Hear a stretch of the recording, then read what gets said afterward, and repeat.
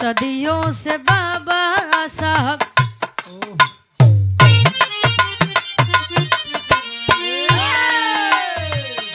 सदियों से बाबा साहब अंबेडकर महान थे, भारत के शान थे, आज भी है और कल भी रहेंगे। सदियों से बाबा साहब अम्बेडकर महान थे, भारत के शान थे, आज भी है और कल भी रहेंगे। सदियों से बाबा सदियों से बाबा साहब अम्बेडकर महान थे, भारत के शान थे, आज भी है और कल भी रहेंगे। कल भी रहेंगे। अधिकार नहीं था हम लोगों को किसी के बराबर बैठने का, हमें यहाँ तक भी अधिकार नहीं था कि हम ईश्वर को याद कर सके। हमें यहाँ तक अधिकार नहीं था कि एक कुत्ता तालाब में पानी पी सकता था, लेकिन हम ये और आप उस तालाब में पानी नहीं पी सकते थे।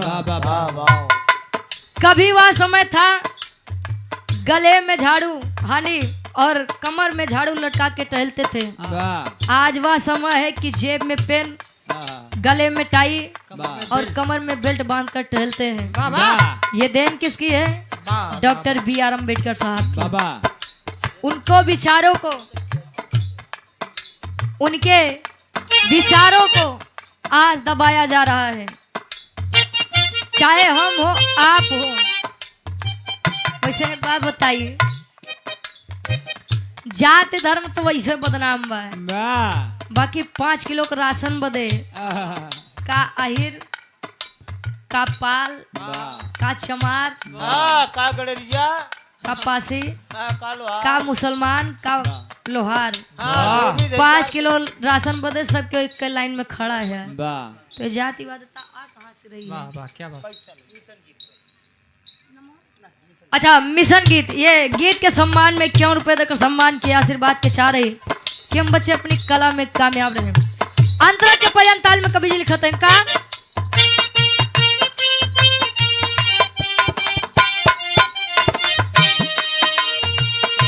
जन्म गर भीम नहीं लेते जहां में हम नहीं होते, जन्म कर भीम नहीं लेते जहां में हम नहीं होते, जन्म कर भीम नहीं लेते जहां में हम नहीं होते। आंसू दलित शोषितों के आंख के कम नहीं होते, आंसू दलित शोषितों के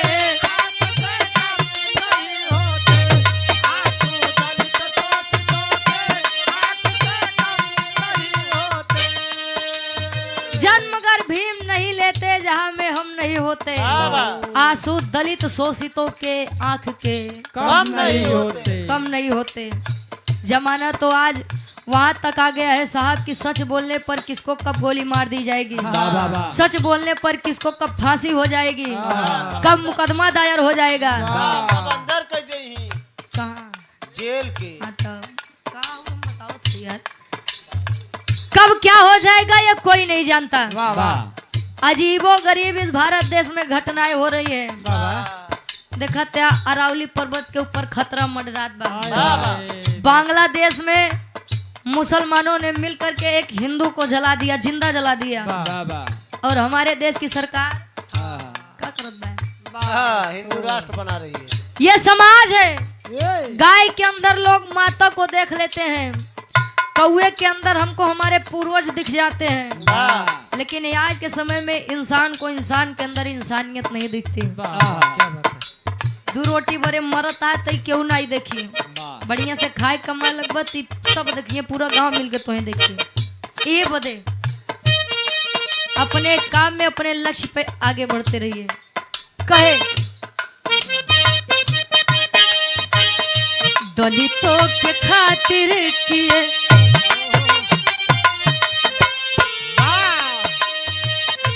दलितों के खातिर किए खुद को कुर्बान थे, भारत के शान थे, आज भी है और कल भी रहेंगे।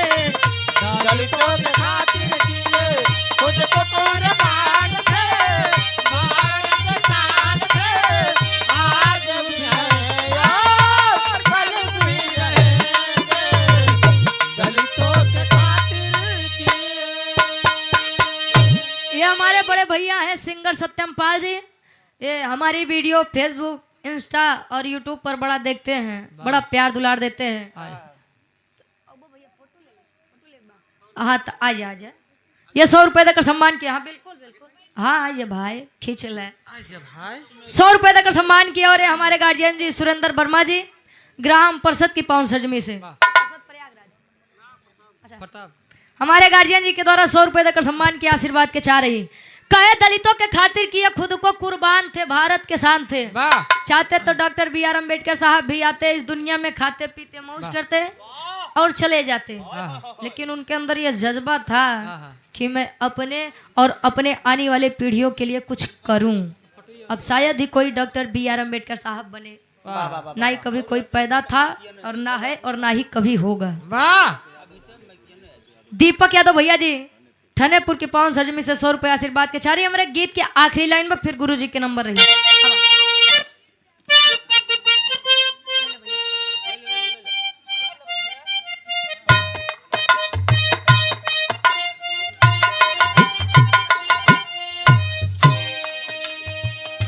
आदरणीय सम्मानित गार्जियन जी, ग्राम प्रधान थनेपुर गोपापुर बसंती यादव जी, जब भोलेनाथ के गीत तो 500 रुपए देकर सम्मान के आशीर्वाद के चाह रही।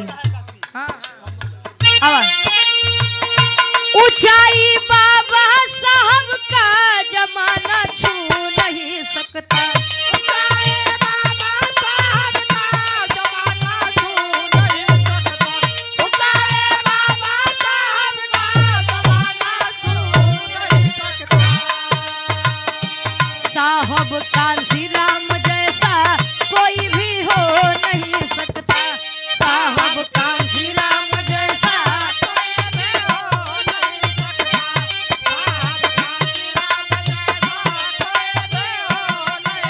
सकता। ऊंचाई बाबा साहब का जमाना छू नहीं सकता। साहब कांसी राम जैसा कोई भी हो नहीं सकता। घंटी 2 जगह बजती है, जानते हैं कहाँ कहाँ? पहली घंटी स्कूल में बजती है और दूसरी घंटी मंदिर पर बजती है।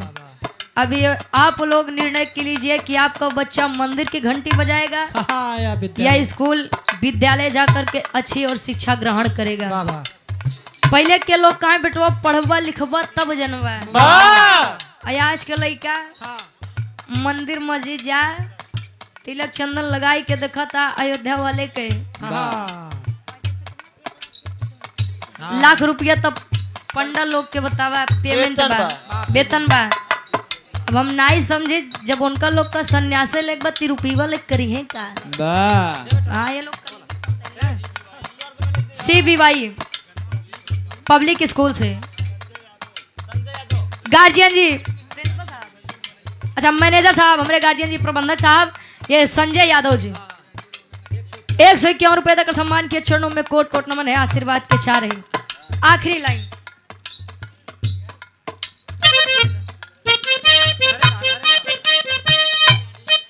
पूनम पाल पूज्य दादी जी की बड़ी नातिन है।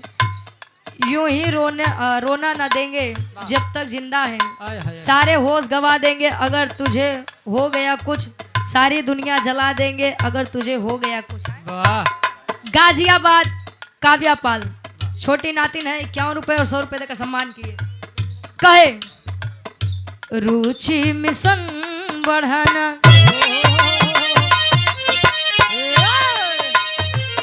रुचि मिशन बढ़ाना, जिनके अरमान थे, जिनके अरमान थे आज भी हैं और कल भी रहेंगे।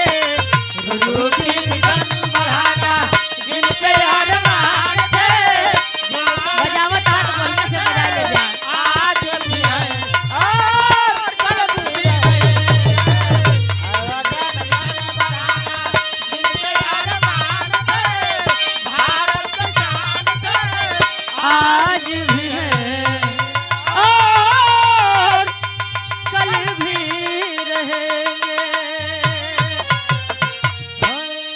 शशि पाल, ये छोटी बहन और पूज्य स्वर्गीय दादी जी आपकी पूज्य दादी थी। 51 रुपए आप उनकी नातिन है।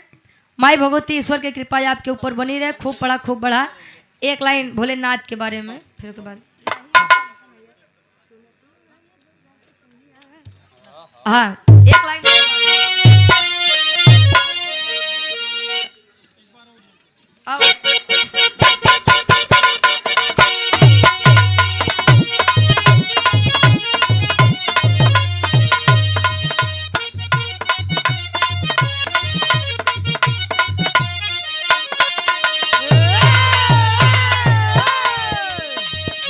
छोट सा लड़का भगवान भोलेनाथ के पूजा आराधना विनती इबादत करे। भगवान भोलेनाथ अच्छा जब प्रकट भय, भगवान भोलेनाथ जब प्रकट भय तो लड़कवा जब देखे पहले ही बताव तू आया के कहाँ से आया? कहे बेटा पूजा आराधना विनती इबादत के कर करत है भगवान भोलेनाथ के। कहे बेटा हम ही है। ओहो तो ही है। पहले हम कहीं बतावा कि तू सहूर कब सिखबा। कह रे दुनिया के सहूर हम सिखाई, छोट सा लड़का हमका सहूर सिखावत बा। का दिक्कत बा बोल? कहे पहले जहाँ जावा कर पहली बात तो पूरा कपड़ा पहन के जावा। नंगट लंगट हरत है। मेरा रू देख लगा भागी जाए। आदरणीय हमारे गार्जियन जी सुरेंद्र कुमार वर्मा जी परसद पट्टी प्रतापगढ़ से तोरे माता पिता के धन्यवाद बा ना। ए भैया कहे अच्छा दूसरी बात, कहे दुनिया कहाँ से कहाँ पहुंच गया, कबले तू बूढ़ बैल के साथ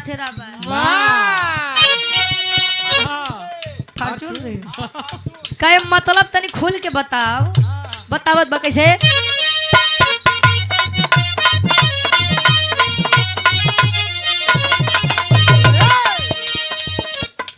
सुना सुना ये गौरा के सैया,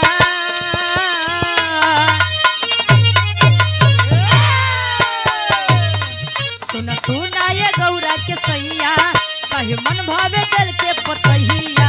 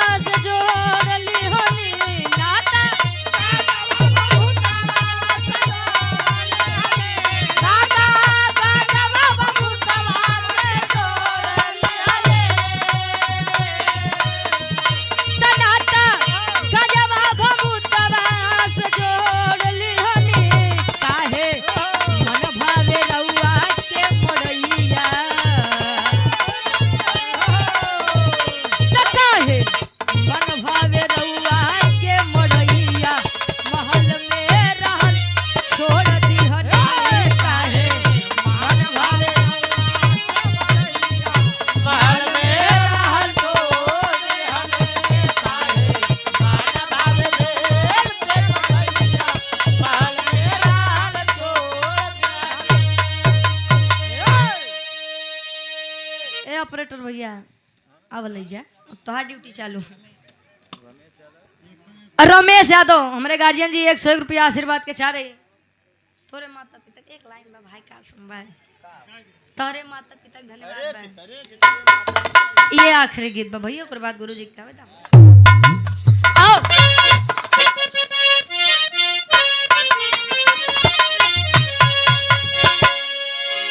तोहरे माता विराट सम्राट स्वर्गीय गुरु हैदर अली गुरुजी गावत रहे। अरे तोहरे माता पिता के धन्यवाद बा, तोहरे माता पिता के धन्यवाद बा, तोहरे माता पिता के धन्यवाद बा, तोहरे माता पिता के धन्यवाद बा। धन्य बाटे उजे करे औलाद बा, धन्य बाटे उजे करे औलाद बा, तोहरे माता पिता के धन्यवाद बा, तोहरे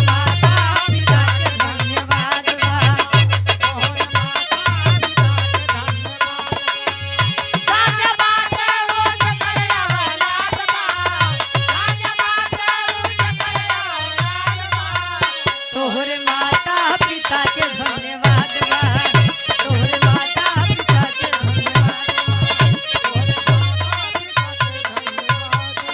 बहुत बहुत धन्यवाद। गावे बजावे का सुनो में कोनो भी गलती कसूर बा हो आप लोग अपन लड़किया बच्चे समझ के माफ किया। गुरुजी से आनंद लिया।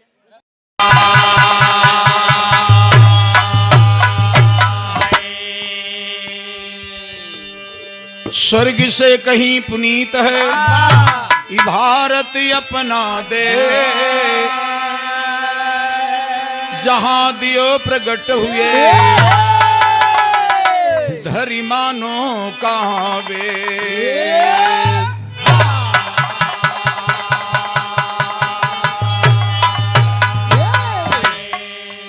साथियों अभी एक बड़ा सुंदर गाना आप लोग सुने बाबा साहब के बारे में। वास्तव में अगर बाबा साहब इस भारत में जन्म नहीं होते तो हम आप सबका कोई कदर नहीं होता। जो सम्मान हम सबको मिला है ये 80 बैकोड का वो बाबा साहब की देन है। अगर बाबा ऐसा संविधान नहीं बनाए होते तो ये 80 बैकोड के कहों गणना नहीं थी बाबूजी। भैया को फरमाइश बा दोनों पार्टी से फरमाइश बा तो कई पार्टी से आप तो लोग सुने और इधर से भी बाबा के बारे में चाल लाइन हो जाए कहना है बाबूजी।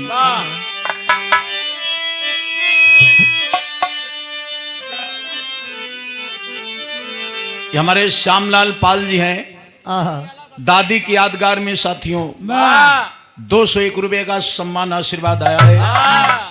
माता जी की आत्मा को भगवान शांति रखे और पूरे परिवार को भैया बहुत बहुत बधाई धन्यवाद है। माई के जो भी लाल हैं सभी बच्चों के पूरे परिवार को बहुत बहुत धन्यवाद है। ये परिवार ऐसे हरा भरा रहे माई की फुलवारी गमकत रहा है सुख संपद धन दौलत की कमी ना हो। 201 रुपए का सम्मान आया है और 501 रुपए का सम्मान और आया है। ये हमारे राजेश पाल हैं। Rajesh Pal ji globus furniture house अभी जो बताया गया एक बार दोबारा इनके यहाँ साथियों ये उड़ैया डीह रोड पर पट्टी में इनकी दुकान है। शादी विवाह के हर सामान लगभग मिलते हैं। कुछ सामान नहीं है कि जो नहीं मिलते हैं बाकी शादी विवाह में हर सामान इनके दुकान पर उपलब्ध है। सोफा लीजिए कुर्सी लीजिए गद्दा रजाई लीजिए और श्रृंगारदानी लीजिए हेंगा बनवाइए। हाँ सुबह वो बिगाड़ा जाता है शादी विवाह में तो तमाम चीज हमारे राजेश पाल के दुकान पर मिलता है। उड़ैया डी रोड पट्टी सब्जी मंडी के बगल में। और एक बात और है 50 किलोमीटर ये अपने गाड़ी से पहुंचा देंगे आप लोग से किराया नहीं लेंगे। राजेश पाल की तरफ से इतना और छूट है कि शादी विवाह का सामान जो आप लोग मंगाएंगे 50 किलोमीटर तक किराया नहीं लेंगे फ्री भेजवाएंगे। और 501 रुपए का सम्मान मुझे दिया गया है। भैया के बहुत बहुत धन्यवाद आशीर्वाद की कामना है। लेकिन बाबूजी कहना है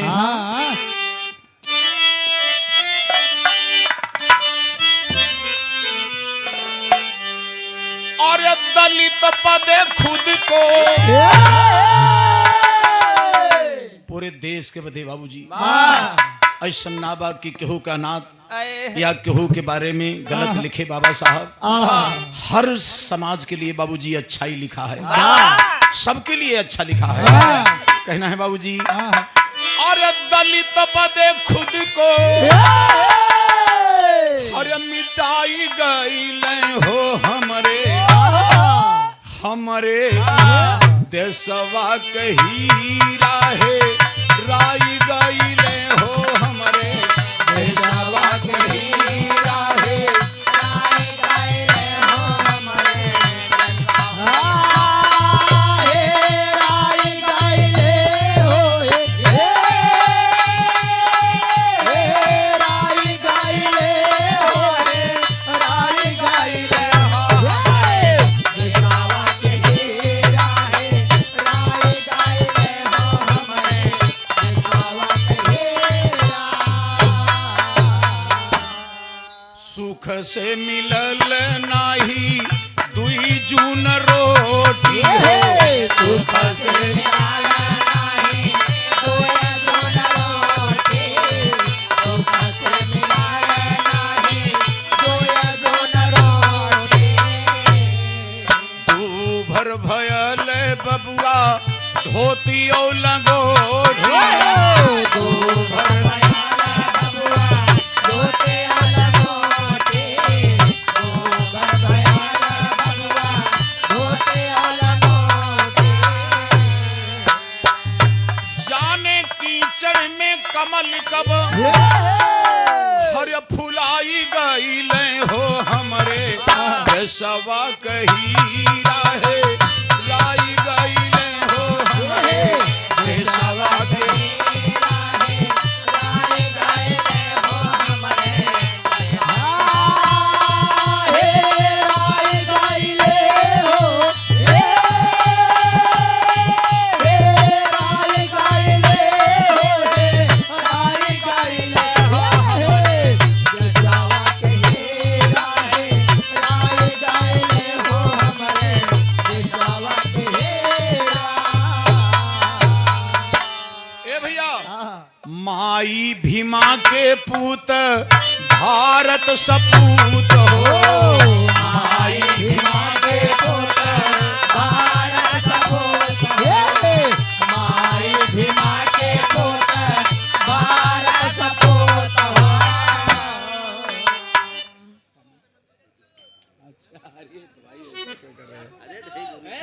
क्या कहती देखा ये कहती पूरी ना बहुत बधाई धन्यवाद है। और हमारे देखें बड़े भैया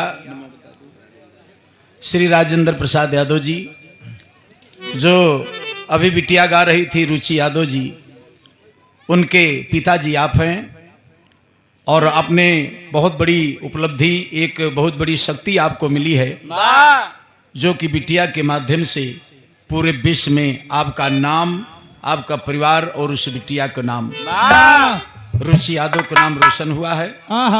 तो ये आपकी भी देन है। अगर परिवार लायक है तो बच्चों को लायक बना देगा, परिवार बिगड़ा है तो बच्चे आगे नहीं बढ़ सकते। तो 101 रुपए का सम्मान है और माला पहना के आपने सम्मान दिया, बहुत बधाई धन्यवाद है। बिटिया आगे जाए ये आशीर्वाद हम लोग का है, बहुत बहुत धन्यवाद है।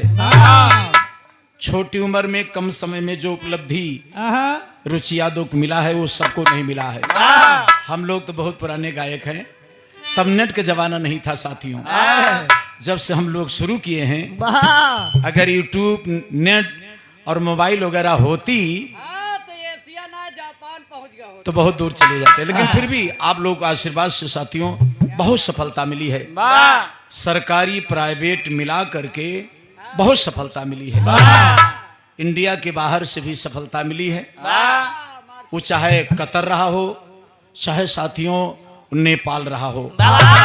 इंडिया के बाहर से हमको भी सम्मानित किया गया है। और सरकार की योजना, अभी बताएं, बनारस में कंपटीशन हुआ था, शायद 5 साल हुआ, जिसमें साथियों 46 पार्टी थी। बनारस के कंपटीशन में 80 घाट पर 46 पार्टियां थी बिरहा की, जिसमें 13 टीम लड़कियों की थी। ये सरकारी प्रोग्राम था, कंपटीशन था, प्रतियोगिता किया गया था, जिसमें बिरहा में छबिलाल पाल को फर्स्ट घोषित करके अंबेडकर नगर को 51,000, ये जो सरकार चल रही है 51,000 पुरस्कार दिया गया 46 पार्टियों में। तो ये आप सबका आशीर्वाद है। हम कलाकार, आप सबका आशीर्वाद मिलता है तभी आगे बढ़ते हैं। तो आप सबका आशीर्वाद है, हम सब कलाकारों के, राजेंद्र प्रसाद भैया का आशीर्वाद है, जनता का आशीर्वाद है रुचि यादव के साथ में। तो रुचि यादव कम समय में, कम उम्र में बहुत बड़ी उपलब्धि आपने जीता है। सबकी तरफ से आपको बहुत बधाई धन्यवाद है। तो साथियों देखें बाबूजी, बाबा साहब के कहना है कि वास्तव में बाबा साहब एक संविधान नहीं दिए होते तो हमारा आपका कोई हक नहीं था। हम आप वोट नहीं डाल पाते, हम लोग शिक्षा नहीं ग्रहण कर पाते। अगर वोट नहीं डाल पाते, वोटे कब अगर विधान नहीं बना होता तो वही रानी के पेट से राजा हमेशा पैदा होता।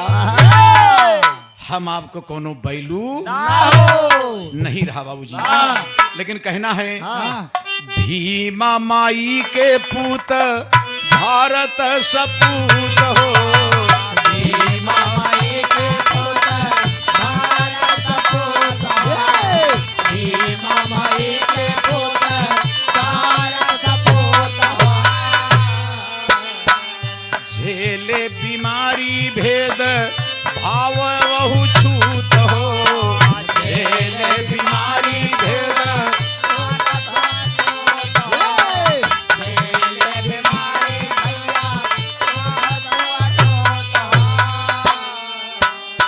अरे पढ़ई बदे वीर खाना नहीं सुख से पाते थे। कपड़ा पहनने के बाबूजी की हिम्मत नहीं थी। स्कूल में पढ़ने नहीं हलने पाते थे।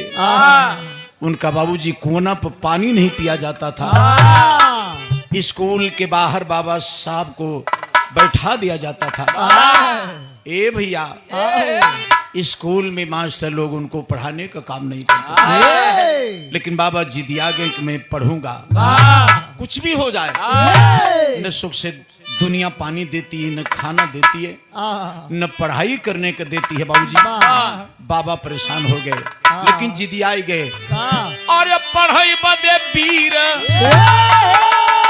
अरे जिदियाई गईले हो हमरे देशवा के हीरा। अरे हेराई गईले हो हमरे देशवा के हीरा।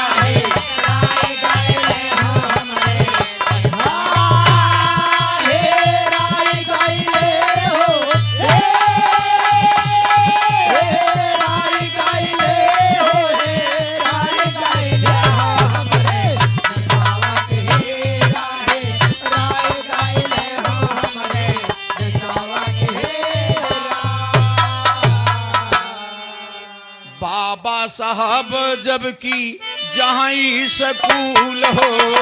बाबा साहब जबकि जहाँ ही स्कूल हो। बाबा साहब जबकि जहाँ ही स्कूल हो। पावे नाही बैठई के बदई सटूल हो। पावे नाही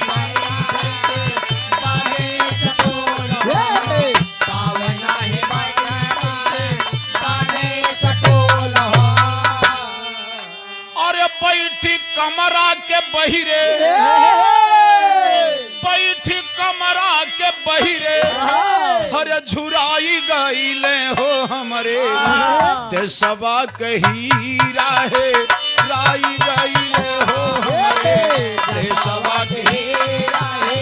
राई गईले हो हमरे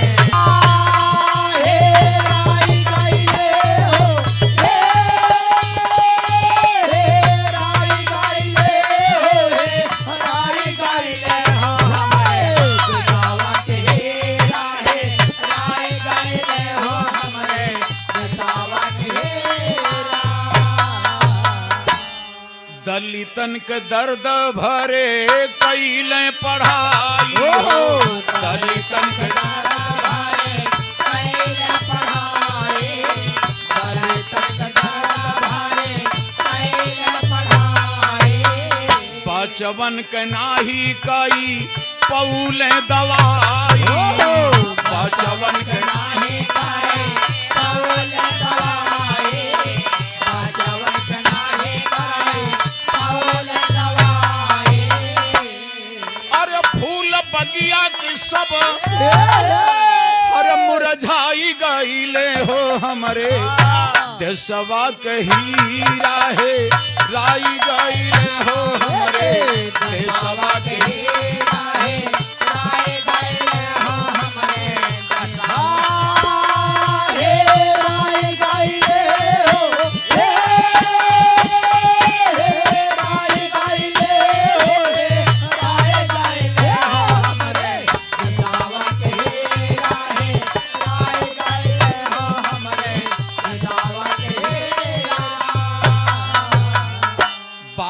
के डिग्री भैया हरे कहाँ ले गिनाई हमारी आजादिया के कई लड़ाई हमारी आजादी रे पहले लड़ाई हमारी आजादी रे पहले लड़ाई अपने हाथ संविधानमा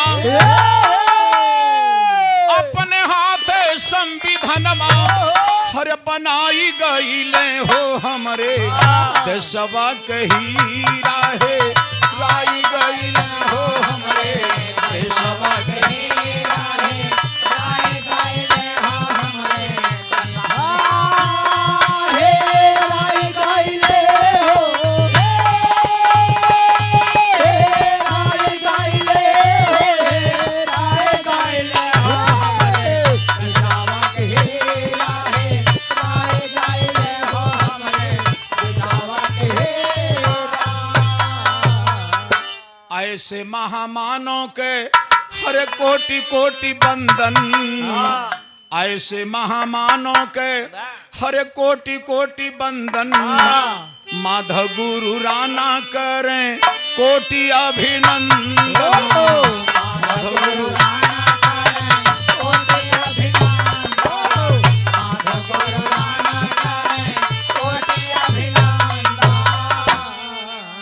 पाल छबिलाल गीतिया पाल छबिलाल गीतिया हर सुनाई गईले हो हमरे देशवा के ही राहे राई गईले हो हमरे देशवा के